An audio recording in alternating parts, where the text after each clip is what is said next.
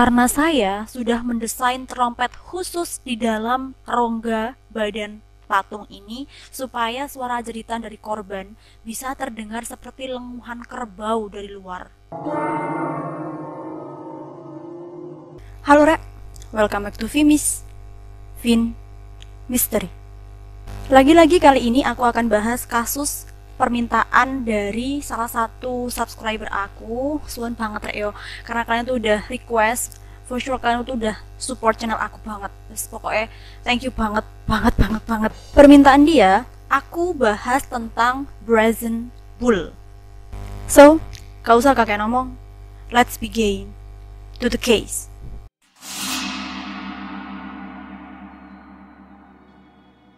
Kisah ini terjadi pada zaman Yunani kuno pada masa 570 sampai 554 sebelum Masehi. Dulu di Yunani itu ada sebuah wilayah bernama Akragas di pulau Sisilia. Kalau misalkan sekarang katanya Mas Hansol kalian itu nyari di peta, kalian tuh masih nemuin, tapi aku emang nggak nyari sih kemarin. Jadi kalau misalkan kalian pengen tahu, coba langsung cari di Google Map apakah pulau Sisilia itu masih ada atau udah nggak ada. Sebelum kita ngomongin lebih jauh, aku pengen kayak remind you all gitu kan, bahwa perebutan kekuasaan dalam beberapa kerajaan itu kan udah merupakan hal yang wajar gitu ya. Apalagi pada zaman dulu, jadi kayak ngerebut kekuasaan raja, terus bertengkar, rame, perang cuma gara-gara kekuasaan itu udah hal biasa gitu. Nah, dasar dari cerita ini juga karena perebutan kekuasaan dari seorang raja. Tokoh utama dari cerita ini adalah seorang laki-laki bernama Valaris, yang mana dia ini dikisahkan wataknya itu sangat congkak, berhati dingin, mau menangnya sendiri, dan gak punya rasa belas kasihan. By all means bisa dikatakan si Valaris ini adalah seorang manusia yang sangat tirani. Suatu ketika, raja dari wilayah Akragas itu memerintahkan Valaris untuk melakukan sesuatu. Tapi bukannya menuruti perintah, si Valaris ini malah menggunakan kepercayaan sang raja kepada dia untuk menggulingkan kekuasaan sang raja dan merebut singgasananya. So finally dengan sangat curang akhirnya si Valaris itu berhasil menguasai singgasana raja. Jadilah dia raja di wilayah Akragas tersebut, tentunya dengan sifatnya yang sangat tirani. Wes pokoknya kekejamannya si Valaris ini ya nggak terukur gitu loh. Sakarpe dewe misalkan ya, ada orang yang nggak suka sama dia itu langsung kayak dipukul. Terus misalkan ada yang ngeritik dia itu langsung ditangkap, disiksa, dimasukin penjara sampai mati. Ada lagi yang kayak sekedar ganggu ketenangannya dia itu juga langsung dihukum tanpa alasan. Pokoknya sakarpe dewe, nonjaluk menangnya dewe, minta menangnya sendiri si Valaris ini pas jadi raja. Benar-benar sangat kejam. Bahkan ada yang menulis katanya si Valaris ini tiraninya itu keterlaluan gitu, karena dia punya kebiasaan makan bayi yang baru lahir. Buat apa coba? Kak ngerti takonano Valaris coba. Si Valaris ini kayak bener-bener nancepin kekuasaannya di wilayah Akragas itu tanpa ada satu orang pun yang berani menentang perintahnya, yang berani melawan dia. Soalnya kalau melawan ya mereka bakal berakhir dengan kematian. Rakyatnya tentu saja sangat menderita dong, gak usah ditanya lagi. Soalnya mereka itu harus setiap saat, setiap detik nurutin semua perintah dari Valaris yang gila ini. Namun saat mereka menuntut hak mereka, kayak hak untuk bisa hidup bebas, hak untuk bisa berpendapat, hak untuk makan apapun yang mereka mau, mereka malah disiksa. Jadi kayak bukan hak yang mereka dapatkan, tapi malah kematian yang menyapa mereka. Namanya aja orang tamak ya, yang dipikirin kan pasti hal-hal terkait dengan duniawi, seakan-akan dia itu bakal hidup selamanya gitu kan. Jadi meskipun kenyataannya itu udah nggak ada yang berani ngelawan dia gitu kan, ibaratnya nafas di sampingnya Valaris aja itu mereka nggak berani gitu kan. Tapi si Valaris ini masih aja was-was dong. Dia takut kekuasaannya sebagai raja itu akan direbut oleh orang lain. Mulai pusing dia tuh, gimana bla bla bla bla bla. Pokoknya dia tuh pusing sendiri gitu, takut dunianya tuh hancur. Tamak kali orang ini.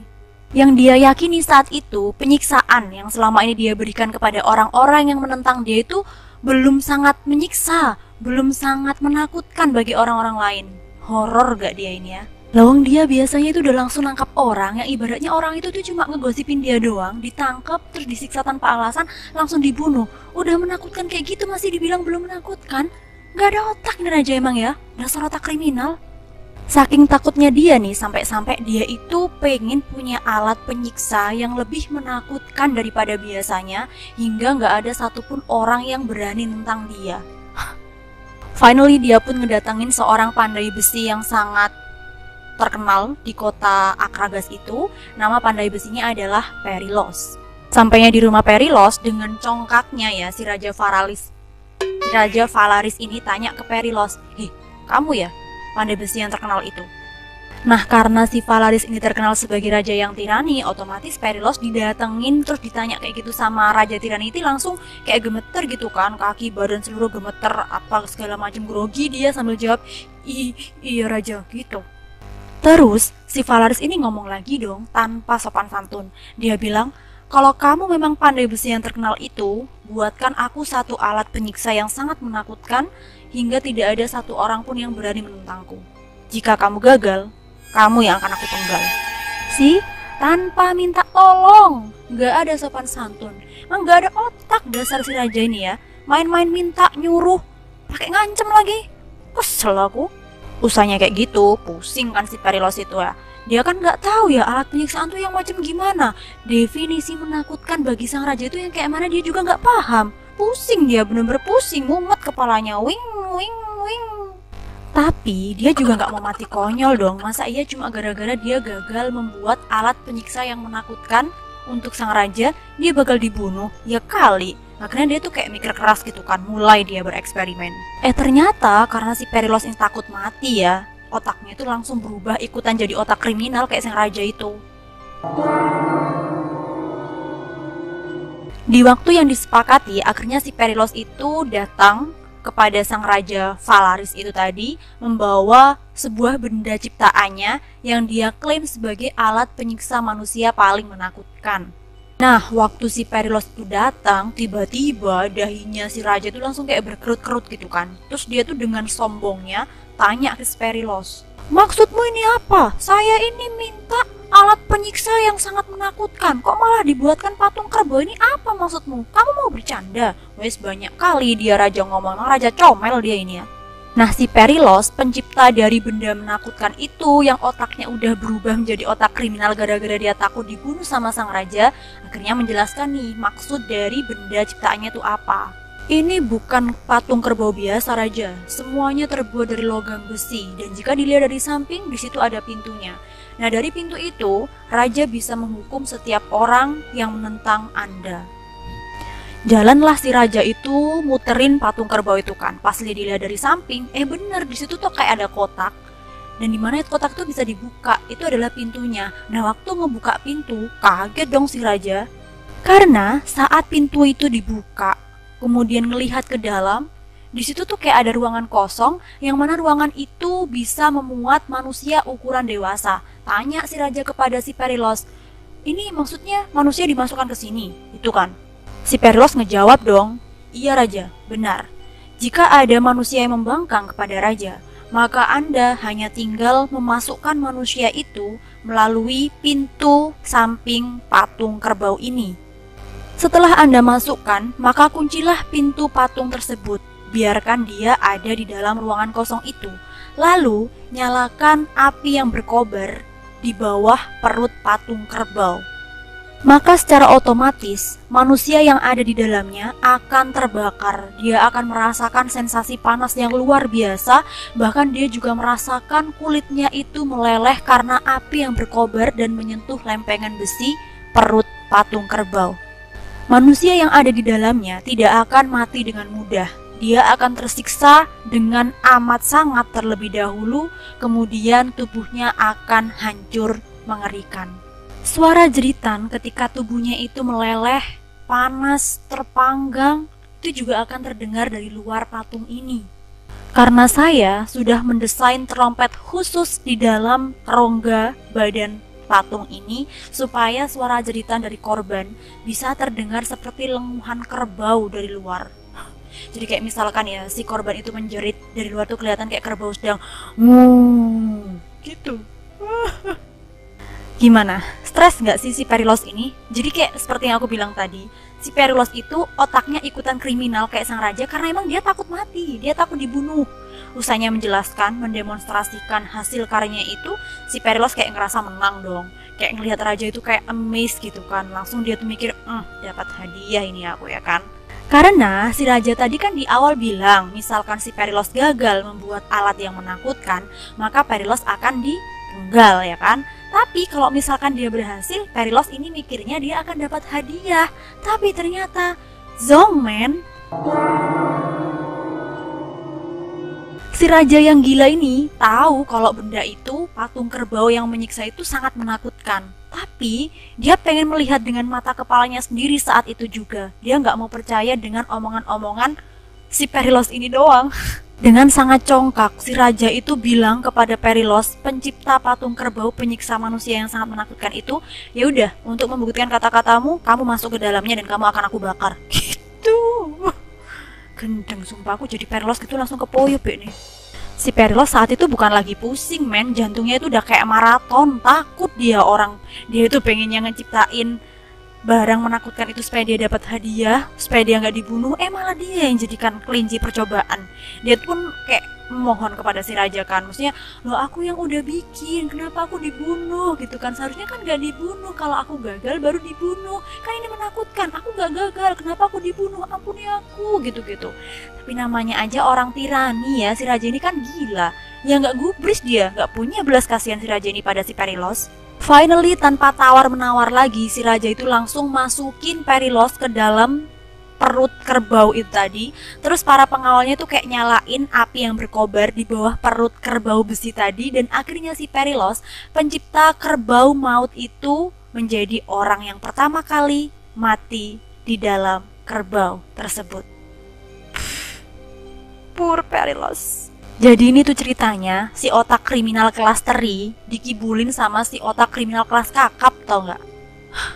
Dan terbukti memang semua penjelasan dari Perilos tuh benar-benar kejadian gitu loh. Ketika tubuhnya Perilos tuh terpanggang, mulai meleleh gitu kan, kulitnya, dagingnya, lemaknya, apapun itu, si Perilos menjerit dong. Soalnya kan dia tuh belum mati, dia dibakar hidup-hidup, dipanggang hidup-hidup, apalah terserah kalian mau nyebutin apa. Dia tuh menjerit. Nah, suara jeritanya itu kalau didengar dari luar, ya mirip seperti lenguhan kerbau. Udah denger kayak gitu, rajanya sama para pengawal tuh malah ketawa coba. Gak jelas orang-orang ini ya, sumpah aku kesel kali. Dan gilanya lagi, usai setengah terpanggang, api itu dimatikan.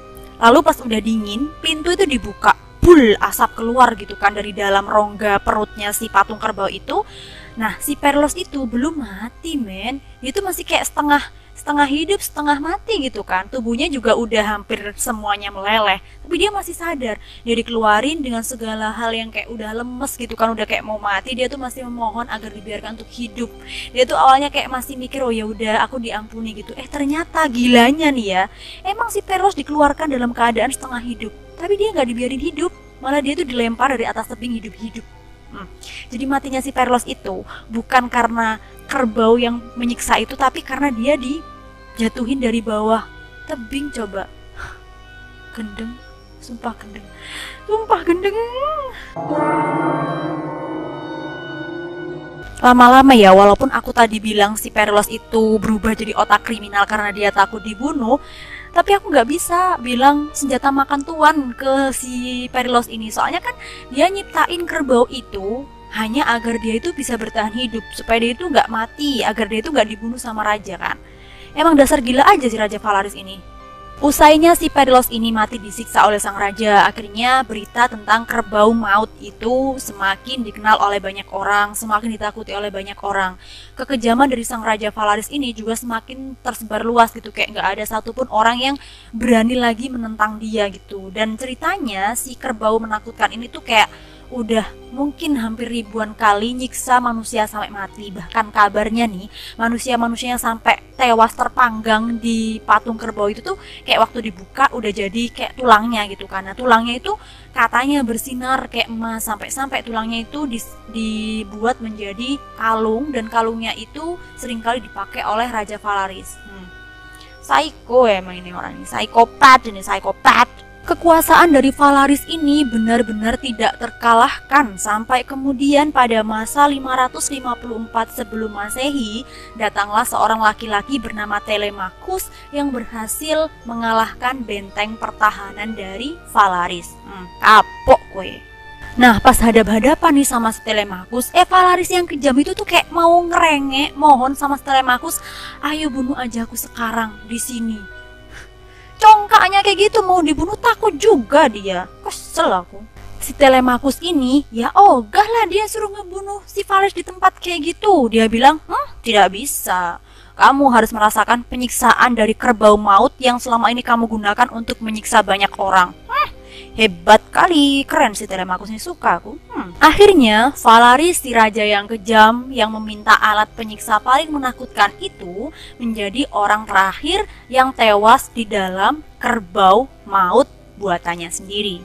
Setelah itu, patung kerbau yang sangat menakutkan tersebut akhirnya dibuang ke laut katanya. Nah, patung kerbau penyiksa yang sangat menakutkan ini namanya adalah Brazen Bull atau Bronze Bull atau Sicilia Bull. And the end. Ada beberapa expert yang tinggal di zaman sekarang itu memberikan penjelasan bahwa penyiksaan menggunakan Brazen Bull itu memang sangat mengerikan. Mereka menggunakan eksperimennya itu dengan meletakkan daging ayam di atas lempengan besi. Nah, ketika daging ayam itu diletakkan di lempengan besi yang bawahnya itu dikasih api, daging ayam ini tuh bukan lagi meleleh doang, tapi kayak dalam menit-menit pertama, segala macam air yang ada di dalam daging itu kayak lemak apapun tuh kayak langsung mendidih gitu loh. Jadi kayak bukan lagi dipanggang, itu emang digoreng tuh kayaknya manusia kalau misalkan disiksa pakai Brazen Bull. Jadi, bisakah kalian tuh bayangin manusia digoreng hidup-hidup di atas lempengan besi yang bawahnya ada api itu sampai mati? Aku aja suruh bayangin langsung pusing kali. Duh, ya Allah, kejam kali. Jadi gitu rek kisahnya. Aku tuh kayak pengen bilang mampus aja ke si Valaris ini. Kesel kali ya aku bacanya. Meskipun memang replika dari patung Brazen Bull itu masih disimpan sampai sekarang di Torture Museum in Bruges, Belgia. Bener gak sih aku ngomongnya? Sebagai pengingat bahwa dulu tuh pernah ada alat penyiksa untuk manusia yang sangat mengerikan dan sangat menakutkan. Tapi gak sedikit juga orang yang mengatakan bahwa cerita tentang Brazen Bull itu cuma propaganda fiksi belaka. Jadi, manakah yang kalian percaya? Menurut kalian, apakah cerita tentang Brazen Bull itu hanya propaganda fiksi? Atau memang benar-benar ada? Komen di bawah. Jangan lupa follow Instagram aku @vin.tiari. Gampang banget, @vin.tiari langsung follow. Boleh saran, kritik, dan juga request di kolom komentar. Yang udah subscribe, I thank you so much. Berarti kamu udah benar-benar support channel aku untuk lebih berkembang. Yang belum, please klik tombol subscribe-nya dan juga lonceng notifikasi. Karena misalkan ada video baru dariku, kalian bisa langsung nonton. Thank you for watching and see you in the next video dalam episode Vin Mystery. Bye!